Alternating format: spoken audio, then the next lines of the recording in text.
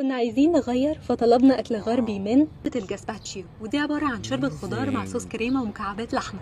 كانت لذيذة قوي وفتحت نفسنا على باقي المنيو بصراحة. كان معاها ميلانزا سالاد من مكعبات بتنجان مقلي مقرمش وجبنة فيتا وهاني ماسترد. كان ميكس رهيب يا جماعة. وجربنا فيتوتشيني سالمون بالبينك صوص.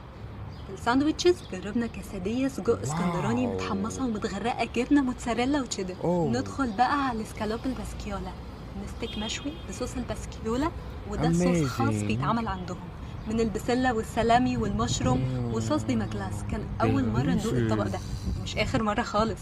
نيجي بقى لحبيب الملايين تشيكن كوردون بلو، اللي بيتقدم عندهم بطريقة جديدة ومميزة، لأن بعد ما بيتقلى بيرشوا عليه ريد صوص مع موتزاريلا وبتاخد وش على الجريل، وبيتقدم مع باستا حلوة جدا. جربنا التشيكن كانوبي من اشهر الاطباق عندهم، والاني من عشاق الستيك كان لازم اجرب ستيك الباتشينو من عندهم. ستيك مشوي مع صوص كريمي بينك وصوص مشروم